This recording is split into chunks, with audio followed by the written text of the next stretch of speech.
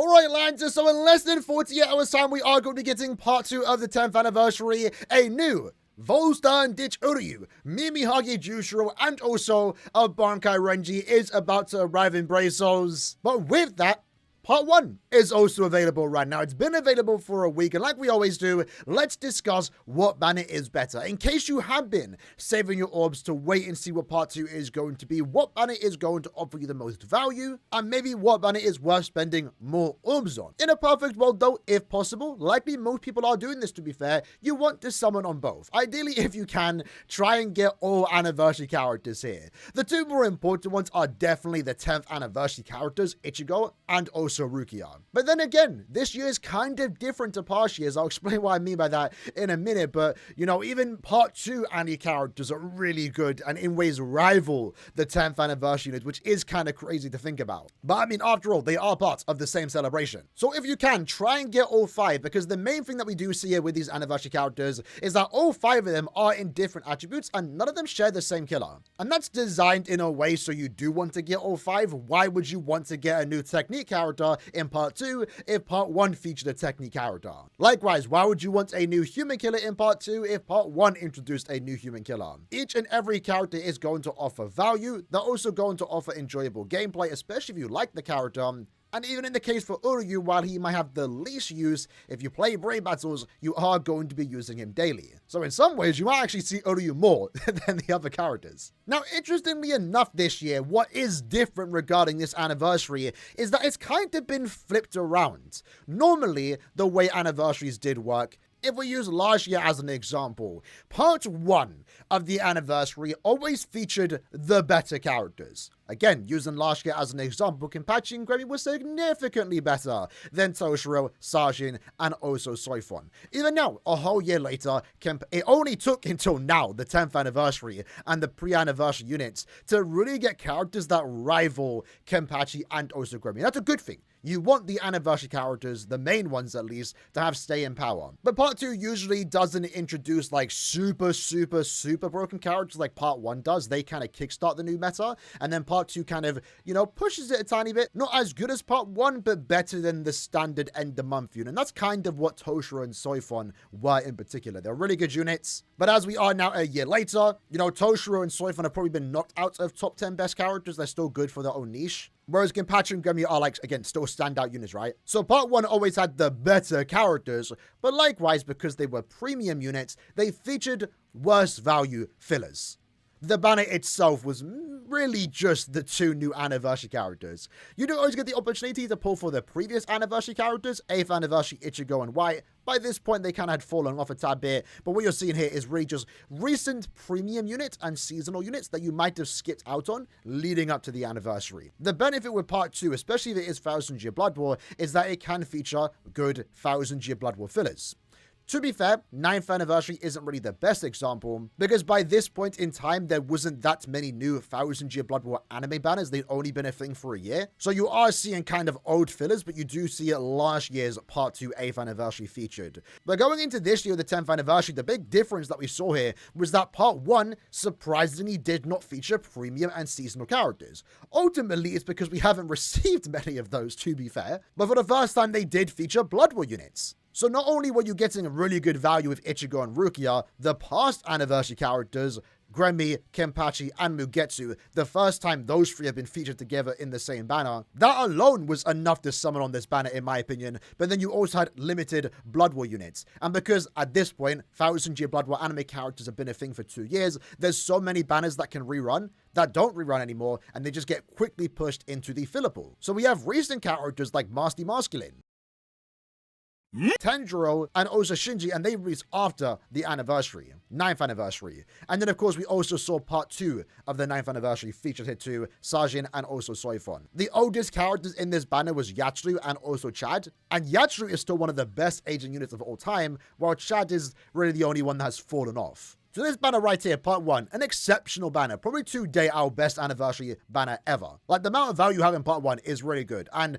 with that, you know, you should have summoned on part 1. I mean, obviously, it's your orbs, you do what you have to do. If you didn't like the characters, if you didn't like the fillers, don't summon. But part 1 has really good value. And in a way, it has even more value if you were someone that is crazy enough to go to step 50, where you do get an additional pity ticket where you can pick Rukia or Ichigo, but you also get a rainbow move source. Going into part 2, you don't get that at step 50. So if you were deciding, if you are maybe part of the 0.1%, who should you spend 50 steps on? It's definitely better to do 50 steps on part 1 over part 2. You have better filler, and you also have more value on that 50th step. Step 50 on this particular banner, part 2, not as good. You don't get the rainbow move source. They have updated the step 50 ticket, so you can actually pick Oryu, Jushiro, Renji, or you can even pick, older Blood War units. But now Toshiro, Sergeant, and Suifun were included too. But like I was saying, part 2 usually had the better fillers, right? Especially now with Blood War being super common, Blood War banners have been getting significantly better filler.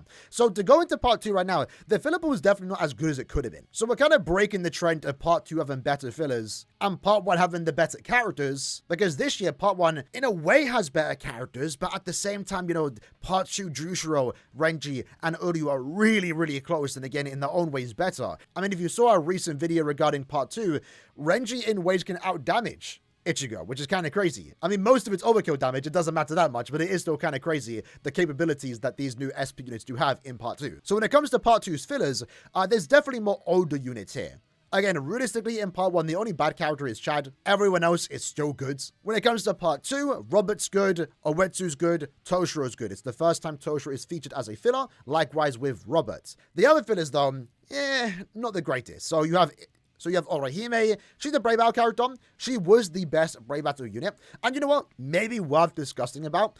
She's actually, in a way, getting better in Brave Battles thanks to Uryu. And what I mean by that is that with Uryu in the team, his main thing is he does block all characters' debuffs and also boost. Now, no one is able to boost or debuff. And what that does mean is that Orihime, assuming you have a maybe max transcended, is in a way no longer at a disadvantage of being countered by, Renji, who's going to debuff her and then block her debuff. Everyone has equal stats besides Uryu. He's going to be dominating the entire meta. So if you were to ask me right now, what is the best Brave Battle team? It would be Uryu, Mila Rose, and then probably your next best max transcended unit. There's a lot of Arskins running around, so at this point you might as well throw Orihime onto Arskin. So I feel like due to Uryu, we might be seeing more usage of Orihime or more third character slots being more diverse in a way, even if they have the least impact in the team. Because most of the time you are going to be using Arskin, but now if Arskin can't use his team boost, well, I might as well switch to Orihime, who's max transcended, versus my 1 out of 5 Arskin that is likely going to very quickly die versus Uryu, if that kind of makes sense. So that's definitely something I'll be experimenting with Orihime in Brave Battles once Uryu does release. And hopefully, again, I can get Uryu.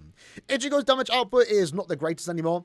Still an overall solid unit, still has some play, and it's a fun unit considering it is True Shikai. But given Uryu right now being turned into a Brave Battle character, I wouldn't be surprised in the future if we get another True Shikai Ichigo alongside another Volstern Ditch Uryu. Byakuya is quite old, but he is also like a mid-tier unit. Main thing he has going for is a team boost. Bambietta is mediocre, hasn't aged at all. Uryush is a Linkshire farmer. And Aizen, fun enough, 3 years later, still considered one of the more fun and best normal attack damage characters. Not in Guild Quest, but outside of Guild Quest. So I actually don't dislike that Aizen tier. I mean, he's taken the slot as Chad's. I think Aizen's slot is acceptable, but Uryu, Bambietta, Byakuya, Ichigo, maybe Orihime, I don't dislike her being here. You just have like 5 mid-tier characters and very common characters. So I definitely say part 1 is the better part. If you are still sitting on some orbs, deciding whether you should summon on part 1 or part 2, let's say you've yet to get Ichigo or Rukia, I would definitely say summon on part 1 more than part 2. Again, try and pull on both banners, but if I was to spend more orbs on one banner, it definitely would be part 1. Again, my new alt account basically just did 50 steps on part 1. I will not be doing that on part 2, despite me having access to a lot of free orbs, as a new account will have. At most, I'll do 25 steps, but even then, if I do get Uryu, Jushiro, and also Renji early, I might not even go to step 25. Whereas part 1, had I gone Ichigo and Rukia early, I still would have went to step 25 because just really good value all around. Now, one thing I also do want to mention, because you can make the case that Uryu, Jushiro, and also Renji are limited units, so therefore technically they're more rare. Keep in mind, these characters are going to have individual banners. They will be available throughout the entire month of August. When it comes to Ichigo and Rukia, once they're gone on the 31st, they are gone for a very long time. Likely you won't see them again until December at the end of the year.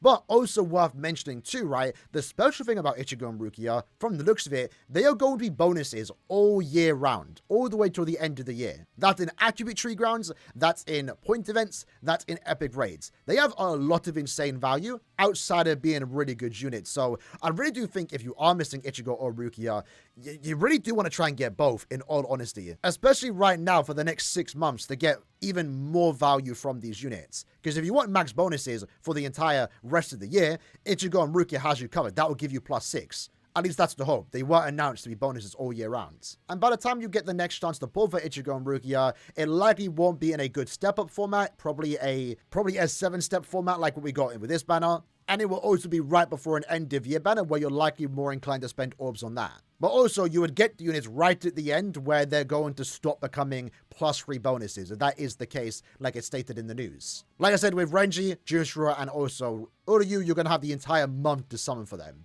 If you do miss any character from this entire anniversary, they will be returning. I mean, more so this manifestation banner, part 2, will return in like 4 to 5 months, maybe. Probably near the end of the year as well. And hopefully their banner fillers are better when they return. And then after that, going into 2026, these characters will return often, but likely never at a good point. Because I know for me, for example, I want to try and get all these characters max transcended. And I didn't get Ichigo and Rukia max transcended. Unless I get super lucky on my part 2 summons, I likely also won't get these 3 characters max transcended. And I'm probably not going to get another opportunity to do so until basically this time next year for the 11th anniversary, when Ichigo and Rukia are featured in part 1's fillers.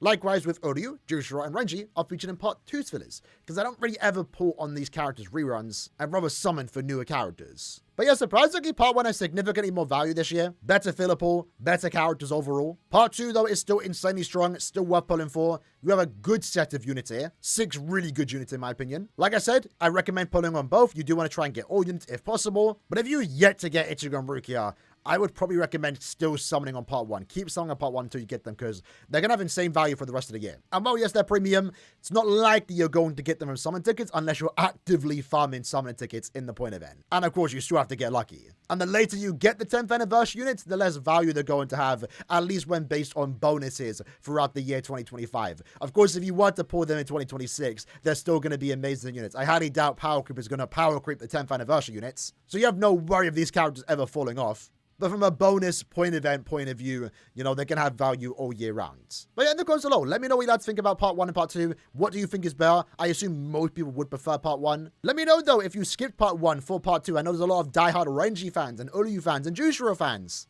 that were maybe hoping they would appear in part 2, so they saved all the orbs they could get. Like always, pull on any banner you want to pull on. Pull for your favorites. Best way to play Brave Souls. Hope you guys enjoyed the video. I'll see you guys next time. Take care and peace.